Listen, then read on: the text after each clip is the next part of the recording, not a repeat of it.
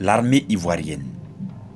À côté de cette gendarmerie d'éducation et de cette police au quotidien qui faisait le bonheur de la population, nous avions une armée responsable mais surtout républicaine.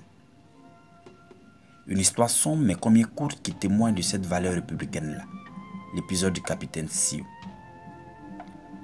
En juin 1973, dans une période où nous assistons à des coups d'État dans les pays voisins, avec le Burkina Faso de Thomas Sankara, la Guinée de Sékou Touré, le Ghana de Ronlis et le Libéria de William Tubman, ce jeune capitaine a voulu s'inscrire dans cette vision-là. Hélas, ce jeune capitaine s'est trouvé seul car notre armée est restée républicaine, avec Ouattara Thomas Dakin, chef d'état-major, aux commandes des forces armées nationales, et Moussa Sano et tous ces transfuges de ces grandes figures de notre armée qui n'avaient d'autres ambitions que de servir le pays, les différentes institutions et les autorités élues. L'armée, la gendarmerie, la police et autres corps de métier avaient compris qu'en dehors de leur cœur de métier, c'est la défense du territoire national, mais aussi des citoyens, d'où le concept armée-nation. Personnellement, voici une image symbolique de notre armée. Suivez mon regard, celui d'un capitaine aux grandes vertus, le capitaine Fofana Médiombo.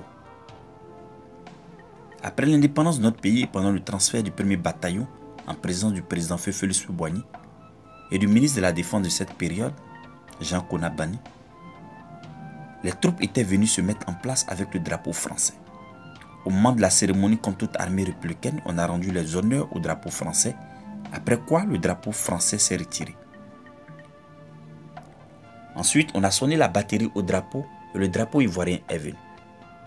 On a remis le drapeau au porte-drapeau ivoirien. Eh bien, le capitaine Fofana Médiombo s'est mis à pleurer. Il a pleuré, il tremblait de larmes. Ce fut une consternation générale. Pour le ministre Jean Konabani, attitude anormale. Pour le président Félix Houphouët-Boigny, qu'est-ce qu'il a l'officier pour pleurer ainsi? Qu'est-ce qu'il a donc? Après la cérémonie, réprimande du ministre à l'égard de son officier au camp Mangin, en lui reprochant d'avoir donné un spectacle déplorable et humiliant.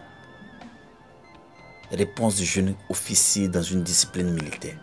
Monsieur le ministre, vous ne vous rendez pas compte. Le drapeau qui vient de partir, pendant 25 ans, j'ai risqué mon sang pour ce drapeau-là. Et brusquement, vous me l'enlevez et vous m'apportez un drapeau que je ne connais pas. Et vous voulez que je ne sois pas ému. Que doit-on comprendre? Lorsqu'on a risqué sa vie pour un drapeau, on peut risquer sa vie pour tout ce que ce drapeau symbolise. Les instructeurs militaires français, qui en nous montrant chaque jour leur attachement aux emblèmes de leur pays, ont permis à nos militaires de respecter le drapeau. Par la suite, ces élites militaires ont épousé les mêmes valeurs pour le drapeau ivoirien. Les résultats ont été vivants. Une gendarmerie d'éducation aux côtés d'une police au quotidien, renforçant le lien armée-nation. L'échec des ambitions du capitaine Sio prouvant les valeurs républicaines de notre armée. L'attitude du capitaine Fofana Médiombo montrant son attachement au symbole d'une nation.